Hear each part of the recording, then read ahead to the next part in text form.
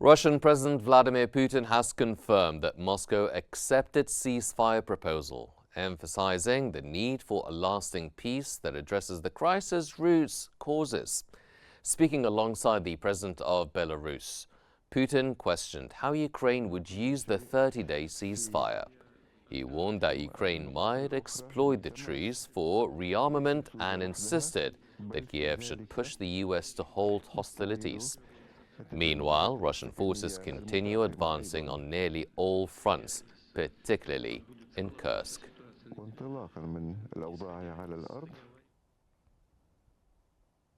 Ukrainian President Volodymyr Zelensky has accused Russian President Vladimir Putin of manipulation and stalling to prolong the conflict, dismissing Putin's remarks on a US-proposed temporary truce. In his nightly address, Zelensky urged increased pressure on Moscow, asserting that Putin is committed to the conflict.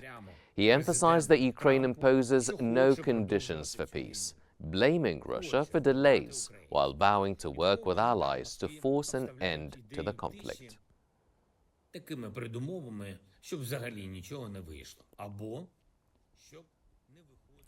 The group of ministers from the G7, along with the European Union, convened in the remote tourist town of La Malbaie for meetings on Thursday and Friday that in the past have been broadly consensual.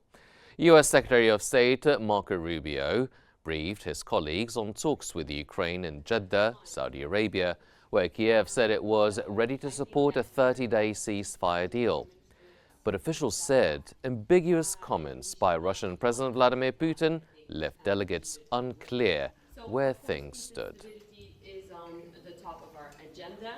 The goal for our meeting is to advance collective. Russian authorities have temporarily suspended all flights at Saratov International Airport in an unexpected precautionary move, sparking speculation about its reasons. The airport administration statement provided no specific details on the threat, but cited security measures in coordination with relevant agencies. Emergency teams are conducting thorough inspections, while reports suggest potential security threats, possibly linked to suspicious objects. Authorities have not ruled out sabotage or an attempted attack on civilian infrastructure.